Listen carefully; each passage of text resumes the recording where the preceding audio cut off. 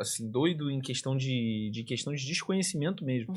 É que a gente não para observar a quantidade de atendimentos que tem para bebês também. E eu vi que você, pelos teus conteúdos na internet, que você atende bebês. Sim. Acho que muita gente não para pensar na importância desse tipo de atendimento e como deve ser delicado você, né, fazer um atendimento para uma criança que está um recém-nascido, por exemplo, assim, 2 anos, 1 ano. Me conta como é que é isso. Os bebês, eles são muito mais delicados. Quanto é mais jovem a criança, quanto mais nova a criança, mais difícil é de tratar? Posso dizer que é mais desafiador, porque legal. de 0 a 3 anos a gente não tem aquela compreensão que vai ter nas crianças maiores. Entendi. Da explicação do teu procedimento, mas tudo vai ser feito de uma forma que essa criança fique tranquila no sentido de se sentir segura. Então, eu tenho uma cadeirinha que adapta na cadeira de dentista normal, que já é preparada para atendimento de bebês. Muitas vezes a gente vai fazer uma posição que chama joelho-joelho, onde a criança vai deitar no colinho da mãe, que está encostada com o joelho dela no joelho meu, para ela se sentir mais segura, que ela tá com a presença da mãe ali no colo dela também. Então a gente vai lançando mão de técnicas e de situações para que isso seja mais confortável. Mas eu fico muito contente que cada vez mais cedo as crianças estão indo, porque a gente consegue fazer o acompanhamento, consegue detectar algum tipo de alteração cedo. Sempre que a gente detectar algum tipo de alteração precocemente, digamos assim, é mais fácil para a gente solucionar esse problema.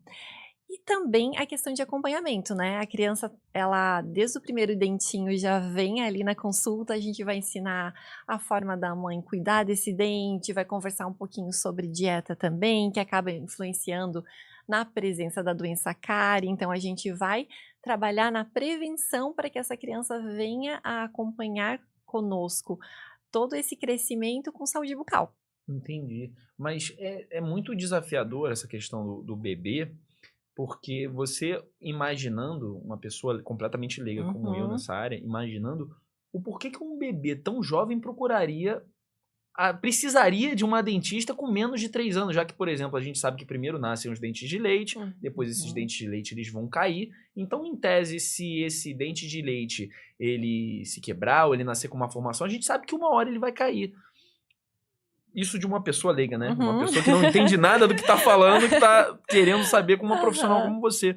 O porquê que, então, quais casos, ou por quê, ou por quais casos, mais as mães que têm bebês tão jovens procuram Por essa questão de prevenção, prevenção? saber o cuidado, saber se tá tudo bem. Entendi. Então esse acompanhamento eu acho, assim, muito legal, porque se a gente pensar, a primeira troca dentária vai ocorrer por volta dos 6 anos de idade.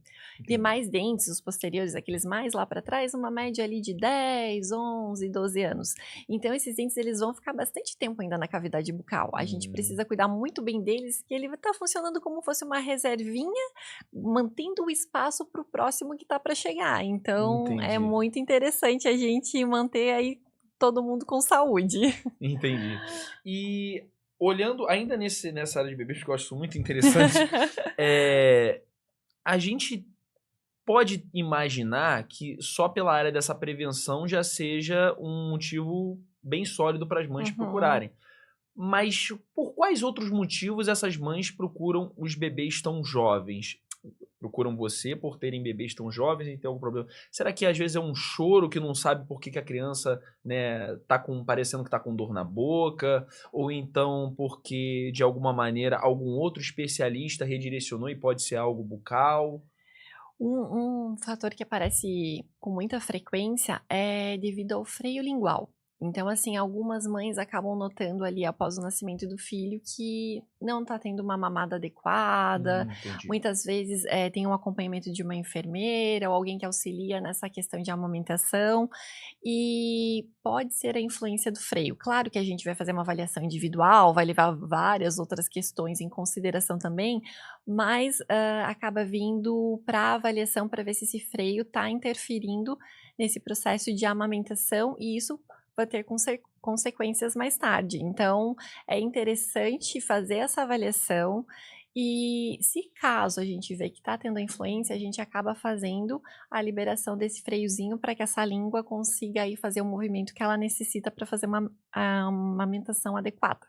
Entendi, mas, por exemplo, um procedimento muito, vamos dizer, invasivo num bebê, vocês não fazem, ou fazem, dependendo da situação. Sim, se for preciso essa liberação do freio, que ele tá ali, influenciando muito nessa língua, a gente acaba realizando já alguns dias após o nascimento. Nossa, mas deve ser muito delicado isso. Tem que ter muito cuidado. Tem todo um protocolo, a gente tem que fazer uma avaliação muito específica, vai conversar bastante com essa mãe, com o médico e tudo para sair o procedimento da melhor forma possível. Ah, legal. Vamos lá agora um pouco para criança um pouquinho mais velha, já ali acima dos 3 anos. Eu lembro muito na minha época de criança e vi também minha prima, bem pequena, os filhos de amigos, tendo uma questão, uma dúvida em relação a, nossa, eu tô preocupado que o meu filho, os dentes de leite dele não estão caindo, ou seja, a retenção prolongada, que eu também vi que você fala bastante no teu Instagram. Fala um pouco pra gente os riscos que essa retenção prolongada podem ter na boca de uma criança. Então, o que é a retenção prolongada? O dente permanente, muitas vezes ele nasce e o dente de leite não caiu. Então, essa dúvida é muito frequente em relação aos pais que me mandam mensagem, me mandam foto, ficam numa ansiedade de saber o que fazer nesse caso. Eu sempre falo, vamos avaliar. Porque eu preciso ver se esse dente de leite, ele tem alguma mobilidade, se ele tá molinho. Muitas vezes, ele ainda tá com uma quantidade de raiz grande, o que significa que ele demoraria a cair.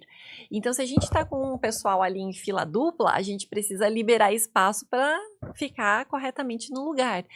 Então, nesses casos que o dentinho não tá mole, eu vi que a quantidade de raiz ainda é considerável, que vai durar um tempinho na boca, a gente acaba fazendo a remoção do dente e a fada do dente vai ter trabalho nesse dia. Essa é uma historinha que vocês contam muito para as crianças da fala de coloca o dente embaixo da travesseira. Sim, eu falo para os pais assim, coloca nem que seja despertador no celular, porque não dá para esquecer, porque eles lembram e vai ser uma frustração se essa moeda não estiver lá. Eu não vejo tanto essa cultura sendo colocada hoje, mas pelo menos na minha época de criança, eu lembro muito de a fada do dente vai passar, a fada do dente vai passar. Peraí, não vai embora não. Se você acabou de assistir esse corte, dá o like, comenta, interage aqui com o vídeo para ajudar a gente e dá uma olhada aqui no canal de corte. Se você gostar de outro, acompanha, ver se te interessa ver mais alguma coisa. E claro, o episódio completo desse corte que você acabou de assistir está disponível já no canal oficial do podcast Bússola Profissional. Te espero lá.